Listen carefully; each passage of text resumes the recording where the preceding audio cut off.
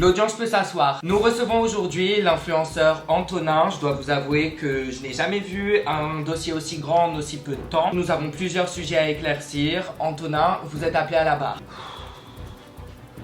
Bonjour. Comment ça, le procès est filmé? Fallait me le dire.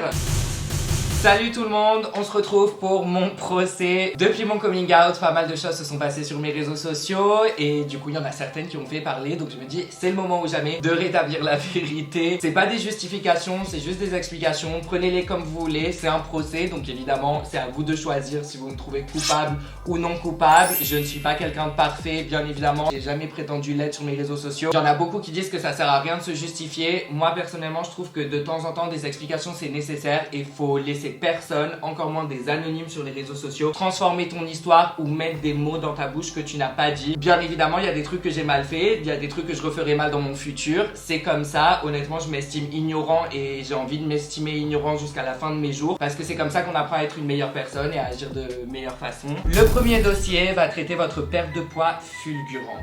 Vous êtes suspecté d'avoir eu recours à un lipofilling ou d'avoir consommé des substances illicites pour perdre du poids. C'est vrai que j'ai perdu du poids assez rapidement et ça a été assez fulgurant. Si on regarde des photos de l'époque, il y a un certain choc, mais moi je m'en rendais pas compte à cette époque que j'avais autant de gras que je pouvais potentiellement perdre. J'ai perdu 17 kilos il me semble en 4 mois. Pour perdre ce poids, ce que j'ai fait c'est un rééquilibrage alimentaire, j'ai ouvert mon esprit à de nouveaux aliments et si vous voulez il y a une vidéo assez complète de 20 minutes qui explique tout. Non, je n'ai pas pris de drogue, je n'ai pas pris de cocaïne, je ne me drogue pas, je n'ai pas fait de chirurgie non plus. Un truc que j'ai testé néanmoins c'est la machine EM Sculpt qui fait en gros des abdos, des contractions musculaires au niveau du ventre, mais ça a été en majorité le rééquilibrage alimentaire qui a permis ma transformation. Donc si toi devant ton écran tu as l'impression que tu ne peux pas le faire, que tu ne peux pas perdre du poids, si tu as envie d'en perdre, tu peux le faire parce que franchement j'étais une personne qui était trop gourmande, j'aimais trop le sucre, j'aimais trop bien manger, je me mettais aucune limite et pourtant j'ai réussi sans forcément que ça soit difficile. Il y a juste eu un petit déclic mental et j'ai juste commencé à faire attention. Mais en parlant de lipofilling, je vais pas vous mentir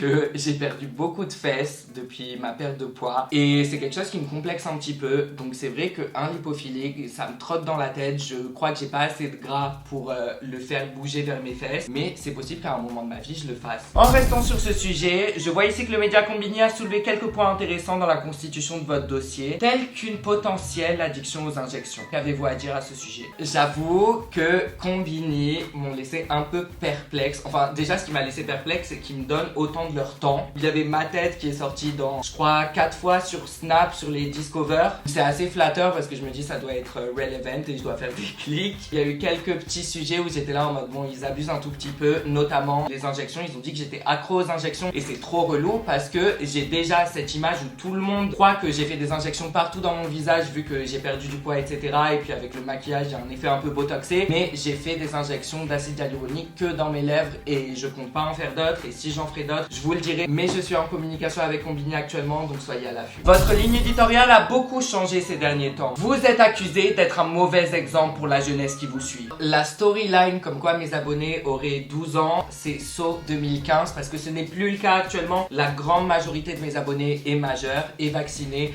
sait faire la différence entre l'humour, le sarcasme, enfin quoique parfois je me demande en ouvrant Twitter. Ça c'est le premier point. C'est vrai que sur ma chaîne, depuis mon coming out, je me suis senti assez libérée et je me suis dit j'ai envie de casser quelques tabous. Ça peut paraître extrêmement prétentieux dit comme ça, dans les youtubeurs de la communauté LGBT lifestyle, ça va me donner envie de vomir de dire ça, mais c'est vrai que à part Bilal, je suis le deuxième sur YouTube, fait le plus de vues et c'est comme ça quoi.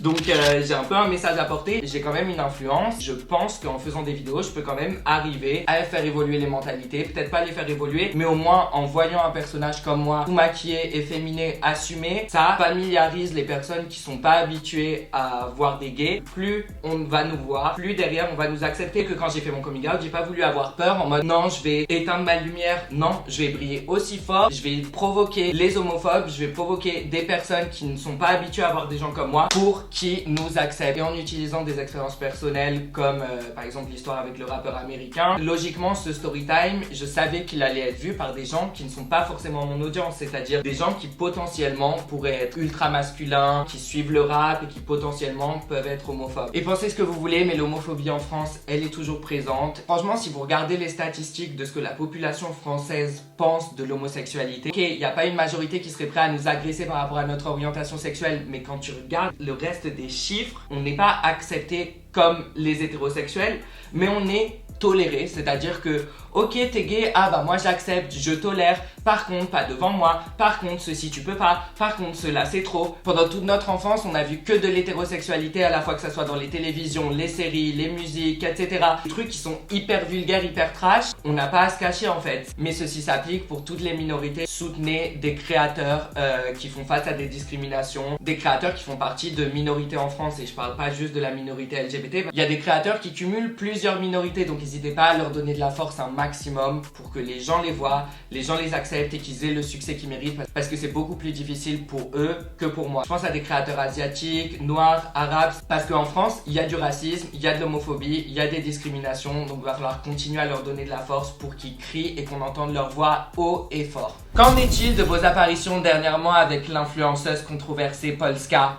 Comptez-vous vous reconvertir dans la vente de photos pornographiques? Il y a beaucoup de gens qui se sont demandé pourquoi je m'associais à Polska, sachant qu'on vient de deux univers qui sont totalement différents, on a deux images différentes. Écoutez, déjà, moi je la suivais sur Twitter, elle me faisait tellement rire. Évidemment, j'arrive à voir quand les personnes trollent, parce que moi-même je troll de temps en temps, et ça se voit que Polska elle trollait tout le temps sur les réseaux sociaux, et c'était hyper drôle. Je voulais faire un Smash or Pass rappeur français depuis un petit moment, et il y avait personne qui fitait mieux. Du coup on s'est rencontrés, je l'ai trop aimé, franchement elle est trop bon délire. Et c'est vrai que dans l'influence, parfois tu te prends des chocs comme ça. T'as des gens qui sont hyper provoques sur les réseaux sociaux, hyper bad bitch, qui ont pas peur de prendre des risques, de se mouiller, de faire parler d'eux, mais qui dans la vraie vie sont des personnes adorables. Et puis après t'as des influenceurs qui font genre qu'ils ont la vie parfaite, qui plaisent à tout le monde, et quand tu les vois dans la vraie vie, tu te rends compte qu'ils ont très peu de valeur, très peu d'éthique, et que c'est qu'une façade avec une image lisse qu'ils font pour la caméra. Polska a été connue sur les réseaux en postant des photos assez dénudées. Et où est le problème? Enfin, je vois pas où est le problème. La meuf a le droit. Enfin, justement, c'est pour ça que j'étais trop content de l'avoir dans ma vidéo. J'étais hyper content qu'elle accepte de tourner avec moi, parce que, encore une fois, rien que elle, je trouve qu'elle brise grave un tabou qu'on a en France, et ils lui ont directement collé cette image de pute. On n'est clairement pas une, et même si ça en était une, on devrait pas la juger. Je sais que derrière votre écran, il y en a qui seront pas d'accord. Moi, c'est ma ligne édito. Je valide pas tout ce qu'elle fait, j'arrive pas à suivre tout ce qu'elle fait non plus. C'est pas parce qu'elle a un OnlyFans qu'il faut la juger. Si une femme aime son corps, soit de n'importe quelle taille, elle a le droit de le poster. Enfin, on est où là? Genre,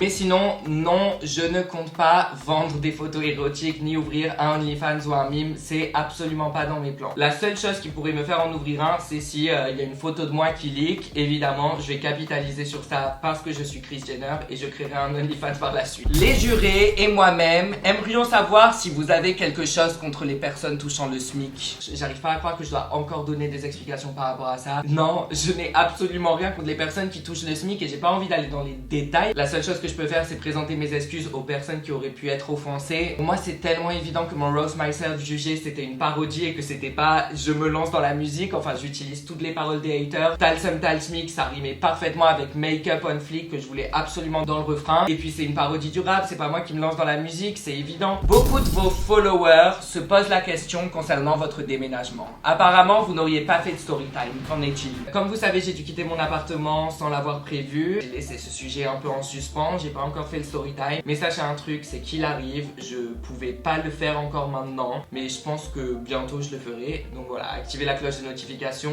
parce que ça va être assez long. D'ailleurs, et ça c'est par curiosité personnelle, je dois l'avouer, comptez-vous révéler l'identité du rappeur américain dont vous avez fait une vidéo, et avez-vous eu des nouvelles de lui? Non.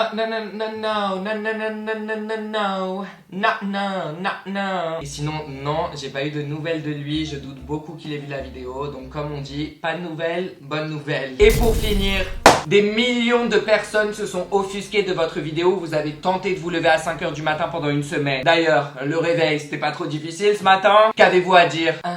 Non, c'était pas trop dur le réveil ce matin. Sachant que je m'étais déjà coaché avec une semaine où je m'étais infligé quelque chose d'hyper difficile, c'est-à-dire se lever à 5h du matin, genre du jamais vu sur terre. Genre il y a littéralement moins de 0,5% des gens qui le font. Bon, par contre, blague à part, il y a vraiment peu de personnes en France qui se lèvent à cette heure-ci. Regardez les statistiques. J'arrive pas à croire que tout le monde a balancé la storyline que la majorité des Français se lèvent à 5h du matin, sachant que c'est absolument faux. Par rapport à ce sujet, les bruits qu'elle a eu, le fait qu'il y ait littéralement eu 12 millions d'impressions sur mon tweet, c'est totalement démesuré par rapport à ce que la vidéo était. Il y a eu des millions de personnes qui l'ont vu et qui en ont parlé, mais il y a que 200 000 vues sur la vidéo. Donc on voit clairement comment les gens se sont limités au titre, à la miniature. J'arrive pas à croire que carrément ce sujet a fini sur Combini, le lendemain sur Europe 1, ils en ont fait un segment, mais ça a pas la tête. Dans cette vidéo, c'est bien précisé que je suis conscient que plein de personnes se lèvent lève à cette heure-ci pour aller travailler. Est-ce que c'est mon cas? Non. Est-ce que c'est mon problème que ça soit mon cas? Non. Est-ce que je suis privilégié de faire mon métier? Oui, parce que c'est ma passion. Le but de cette vidéo, et ça se comprend très facilement, c'est de faire une expérience sociale sur moi-même en changeant mon mode de vie pour voir comment est-ce que je me sens. Est-ce que je serai plus productif en me levant avant que le jour se lève? Je suis créateur de contenu, je suis pas censé représenter tout ce que les Français font ou vivent. Enfin, j'ai compris que le titre et la miniature pouvaient choquer des gens, même si pour moi un titre et une miniature ça résume pas une vidéo tout entière. Certes, j'ai utilisé des mots qui sont un peu forts, je vais pas vous mentir que dans la barre d'infos, le titre et la miniature, je l'ai fait littéralement en 2 minutes. J'avais pas le temps, je l'ai fait sur mon téléphone, j'ai pas réfléchi. Je pense que si j'avais été posé, j'aurais mis un titre un peu plus intéressant. Je vais pas m'attarder sur ce sujet, les proportions que ça a pris, c'est ridicule. Merci Twitter pour la pub gratuite.